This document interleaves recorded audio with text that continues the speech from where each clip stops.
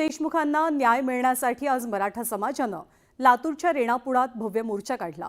शनिवारी बीडमध्ये होत असलेल्या महानिषेध मोर्चाची एक प्रकारे झलकच या मोर्चात पाहायला मिळाली। या मोर्चात संतोष देशमुखांच्या लेकीनं केलेल्या आवाहनानं आंदोलनकर्ते गहिवरून गेले। रेणापुरात काय घडलं आणि शनिवारच्या मोर्चाची तयारी कशी केली गेली आहे याविषयीचा स्पेशल रिपोर्ट पाहूया। आज आमचे वडील आम्हाला सोडून गेले, आमचं सगळं कुटुंब मागे सारले आणि तुम्ही एक कुटुंब म्हणून आम्हाला साथ द्या। तुम्ही आमच्या पाठीमागून जाऊ नका, सदैव आमच्या पाठीशी राहा।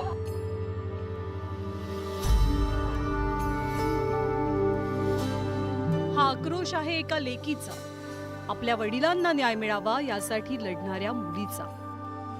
आज ज्याप्रमाणे आमचे छत्र हिरावून घेतलंय, मला असं वाटतं की हे छत्र दुसऱ्या कोणत्याही मुलामुलीचे किंवा त्या जी आज वेळ आमच्या कुटुंबावर ती वेळ ही कोणत्याच कुटुंबावर येऊ नये।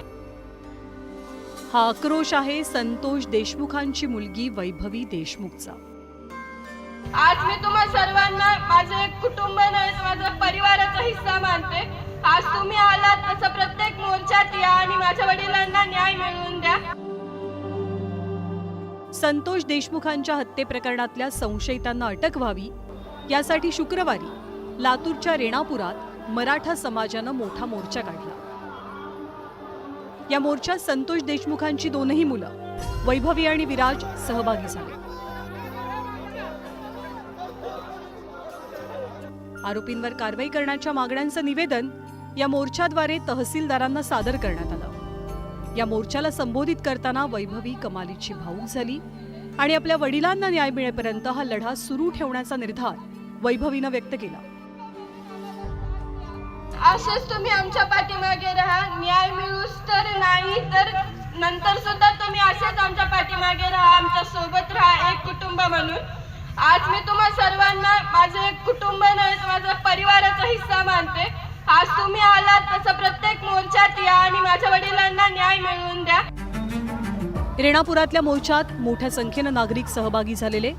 त्या हत्ये प्रकरणातल्या आरोपींना तात्काळ अटक करावी, लोकांचा अंत पाहू नका असं आवाहन आंदोलनकर्त्यांनी केलं। उर्वरित आरोपी लवकरात लवकर अटक करावे, त्याचा मास्टर माइंड कोण आहे त्याला लवकरात लवकर कठोर शासन व्हावं, ही शासन दरबारी हा जन आक्रोश आहे। हे लोकांचा आता म्हणजे अंत पाहायची वेळ शासनानं बघू नये, कारण लोकांचा अंत आता संपत आलेला आहे। रेणापूर पासून ही टिंगी जी पेटलेली आहे, महाराष्ट्र पेटायला आता वेळ होणार नाही।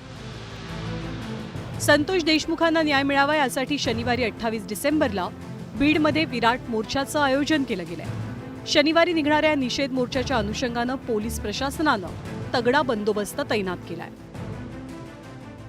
मोर्चेकरांना या निमित्ताने असे आवाहन राहील की आपण आपला जो उद्देश आहे तो पार पाडण्यासाठी आपण सर्वतोपरी काळजी घ्यावी, तसेच पोलिसांना सहकार्य करावं, तसेच जे रूटमध्ये जे काही इतर वाहनं किंवा हे ते येऊ देऊ नयेत आणि जे समाजकंटक कुणी जर येण्याचा प्रयत्न करत असतील तर त्याची आगाऊ माहिती तात्काळ पोलिसांना द्यावी। शनिवारी बीडमध्ये निघणाऱ्या निषेध महामोर्चाची तयारी अंतिम टप्प्यात आली। या मोर्चाच्या पार्श्वभूमीवर शहरात मोठी बॅनरबाजीही पाहायला मिळते। मस्ताजोग प्रकरणाची नैतिक जबाबदारी स्वीकारून धनंजय मुंडेंनी राजीनामा देण्याची मागणी मोर्चाच्या समन्वयकांनी लावून धरली आहे। येणाऱ्या उद्याच्या मोर्चाला जर ह्यांनी अटक करून नाही आणली, त्याचा जर तपास नाही लावला तर इतकं तीव्र आणि उग्र आंदोलन पुरं त्याच्यानंतर परत छेडण्यात येईल। मग नंतर ह्यांनी बघत राहावा। हे देवेंद्र फडणवीस झाले, अजितदादा झाले, ह्यांना काय जिल्ह्याचे लोक मारून टाकायचे का काय? असे लोक मंत्रिमंडळात घेऊस तर हे तपास पूर्ण होऊस तर धनंजय मुंडेचा राजीनामा घ्या ना, त्यांनी बी राजीनामा देऊन टाकायला पाहिजे। शनिवारच्या निषेध मोर्चात सर्व पक्षीयांच्या सहभागाची शक्यता आहे, पण मस्ताजोग प्रकरणात बीडमधल्या सत्ताधाऱ्यांनी विरोधकांच्या सुरात सूर मिसळल्यानं सरकारची कोंडी झाली आहे हे मात्र नक्की। Bureau report, news 18 Lokmat.